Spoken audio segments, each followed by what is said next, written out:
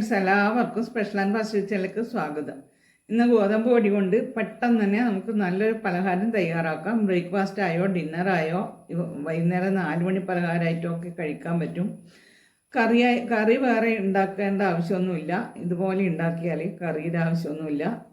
1 cup ഗോതമ്പ് പൊടി എടുത്തിട്ടുണ്ട്. അതിലേക്ക് 1 കപ്പ് തണുത്ത വെള്ളം തന്നെയാണ് ഒഴിച്ചു കൊടുക്കുന്നത്. 1 കപ്പ് വെള്ളം ഒഴിച്ച് ഇതിലേക്ക് ആവശ്യത്തിനുള്ള ഉപ്പും കൂടെ ചേർത്തിട്ട് ഇത് നന്നായിട്ടൊന്ന് കലക്കിയെടുക്കണം.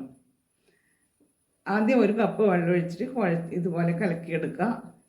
ഇനി വേണമെന്നെങ്കിൽ കുറച്ച് വെള്ളം കൂടെ ചേർത്ത് കൊടുക്കുക. ഞാനൊരു 2-3 ടീസ്പൂൺ വെള്ളം കൂടെ ചേർത്ത് കൊടുത്തിട്ടുണ്ട്. ഇതാ ഈ ഒരു പാകത്തിൽ കലക്കിയെടുത്താൽ മതി. അധികം ലൂസാവാൻ പാടില്ല. ഈ ഒരു പാകത്തിൽ ഈ ഒരു കട്ടിയിൽ കലക്കിയെടുക്കണം. ഇനി ഒരു പാൻ ചൂടാവാൻ വെച്ച ശേഷം അതിലേക്ക് കുറച്ച് എണ്ണ ഒഴിച്ചു കൊടുത്ത് 4-5 വെളുത്തുള്ളിയും 1 കഷ്ണം ഇഞ്ചിയും ചെറുതായി ചതച്ചത് ചേർത്ത് കൊടുത്ത് ഇതൊന്ന് മൂത്ത് വരണം. ഉള്ളിയും വെളുത്തുള്ളിയും ഒന്ന് മൂത്ത് വരുമ്പം ഒരു സവാള ചെറുതായി മുറിച്ചതും ചേർത്ത് അതും ഒന്ന് വാടി വരുമ്പം ഇതിലേക്ക് കുറച്ച് ക്യാരറ്റ് ഗ്രേറ്റ് ചെയ്തതും ചേർത്ത് സവാളയും ക്യാരറ്റും ഒന്ന് ചെറുതായി ഇളക്കി കൊടുത്തതിന് ശേഷം ഇതിലേക്ക് 1 ഉരുളക്കിഴങ്ങ് ഗ്രേറ്റ് ചെയ്ത് കഴുകി പിഴിഞ്ഞെടുത്തിട്ടുണ്ട്. അതും കൂടെ ഇതിലേക്ക് ചേർത്ത് കൊടുക്കണം. അതും ചേർത്ത് നന്നായിട്ട് ഒന്ന് ഇളക്കി യോജിപ്പിക്കണം. ഇതൊന്ന് ഇളക്കി യോജിപ്പിച്ച് ഒരു മിനിറ്റ് ഇതുപോലെ ഇളക്കി കൊടുത്തതിന് ശേഷം ഇനി ഇതിലേക്ക് ആവശ്യത്തിന് ഉപ്പും ചേർത്തിട്ട് ഒന്ന് അടച്ചു വെച്ച് കുറച്ച് സമയം അടച്ചു വെക്കാം. അങ്ങനെയാകുമ്പോൾ ഇതെല്ലാം ഒന്ന് നല്ല പോലെ വെന്ത് വരും. ഇനി ഇതിലേക്ക് കുറച്ച് ക്യാപ്സിക്കം കൂടെ ചേർത്ത് ഒന്ന് ഇളക്കി കൊടുക്കണം. ക്യാപ്സിക്കം ചേർത്ത് നന്നായി ഇളക്കിയതിന് ശേഷം ഇതിലേക്ക് പൊടികൾ ചേർത്ത് കൊടുക്കുക. 1/4 ടീസ്പൂൺ മഞ്ഞൾപ്പൊടിയും 1/2 ടീസ്പൂൺ പിരിയ മുളക് പൊടിയാണ്. എരിവിനനുസരിച്ചിട്ട് മുളക് പൊടി ചേർത്ത് കൊടുക്കണം. മുളക് പൊടിയും ഇതിൽ പച്ചമുളക് വേണമെങ്കിൽ ചേർത്ത് കൊടുക്കുക. കുട്ടികളെല്ലാം കഴിക്കുന്നതാണെങ്കിൽ പച്ചമുളക് ചേർക്കണ്ട, മുറിച്ച് ചേർക്കണ്ട, ചതച്ചിട്ട് വേണമെങ്കിൽ ചേർത്ത് കൊടുക്കുക. 1/2 ടീസ്പൂൺ ഗരം മസാലപ്പൊടിയും 1/4 ടീസ്പൂൺ കുരുമുളക് പൊടിയും കൂടെ ചേർത്ത് കൊടുക്കുക. ഇനി ഇതൊന്ന് ഇളക്കി യോജിപ്പിച്ച് പൊടികളുടെ പച്ചമണം മാറി വരണം.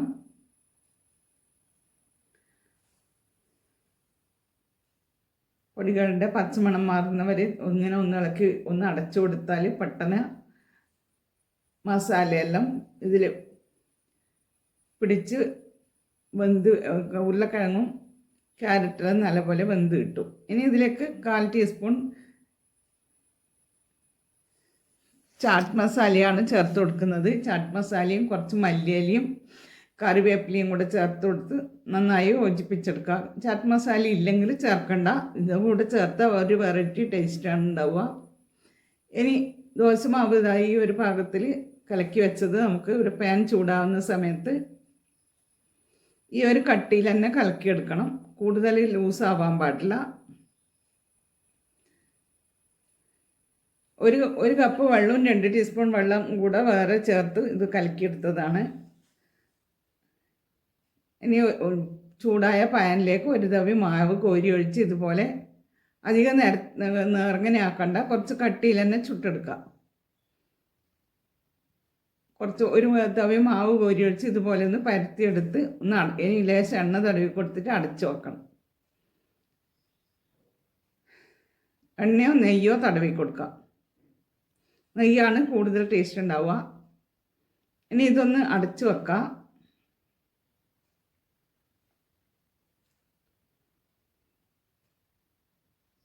ഇതിന് മുകളിൽ വേണമെങ്കിൽ കുറച്ച് ക്യാരറ്റും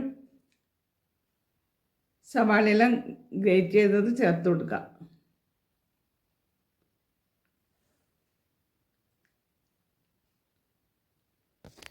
ഇനി ഇതൊന്ന് അടച്ചു കൊടുത്തതിന് ശേഷം വേവുന്ന സമയത്ത് ഇത് മറിച്ചിട്ട് അതിൻ്റെ മേലെ മസാല നേരത്തെ തയ്യാറാക്കി വെച്ച മസാല വെച്ച് കൊടുത്ത് ഇങ്ങനെ ഒന്ന് മടക്കിയെടുക്കണം. 2 ഭാഗവും മടക്കിയതിന് ശേഷം സൈഡിൽ കുറച്ച് മസാല ഗോതമ്പ് കലക്കിയത് തേച്ച് കൊടുത്താൽ പെട്ടെന്ന് ഇത് മടക്കുന്ന സമയത്ത് ഒട്ടി കിട്ടും. ഇനി രണ്ട് സൈഡും മടക്കി ഒന്ന് മറിച്ചിട്ട് കൊടുത്താൽ ഈ മസാല ഈ മാവൊന്ന് വെന്ത് വരും. ഇത്രയേ ഉള്ളൂ, പെട്ടെന്ന് തയ്യാറാക്കി എടുക്കാൻ പറ്റും.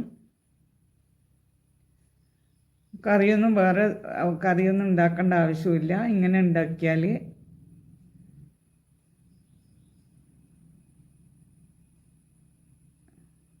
ഇനി ഒന്ന് മറിച്ചിട്ടാൽ മാത്രം മതി. ഇനി ഈ തയ്യാറാക്കി വെച്ച മസാലയിലേക്ക് മുട്ട വേണമെങ്കിൽ പൊട്ടിച്ചൊഴിച്ചിട്ട് ഉണ്ടാക്കുക, ഇല്ലെങ്കിൽ ചിക്കൻ വേണമെങ്കിൽ ചേർത്ത് കൊടുക്കുക. മസാലയിൽ മുട്ടയോ ചിക്കനോ ഇഷ്ടമുണ്ടെങ്കിൽ അങ്ങനെ ചേർത്തിട്ട് ഉണ്ടാക്കുക. ഞാനിതിൽ മുട്ട ഓംലേറ്റ് വെച്ചിട്ട് ഉണ്ടാക്കുന്നുണ്ട്. മസാല വെച്ച് അതിൻ്റെ മുകളിലായിട്ട് മുട്ട ഓംലേറ്റും വെച്ച് ഇനി അതേപോലെ തന്നെ മടക്കിയെടുത്താൽ മതി. നല്ല രുചിയാണ്. ഇതുപോലെ എല്ലാവരും തയ്യാറാക്കി നോക്കുക. വീഡിയോ ഇഷ്ടമായാൽ ലൈക്ക് ചെയ്യണേ. നിങ്ങളുടെ അഭിപ്രായങ്ങൾ കമൻറ്റ് ബോക്സിലൂടെ അറിയിക്കണേ. ഇതുവരെ സബ്സ്ക്രൈബ് ചെയ്യാത്തവരാണെങ്കിൽ പ്ലീസ് ഒന്ന് സബ്സ്ക്രൈബ് ചെയ്ത് സപ്പോർട്ടും കൂടി ചെയ്യണേ. എല്ലാവർക്കും ഇഷ്ടപ്പെടുന്ന 4 മണി പലഹാരം റെഡിയായി.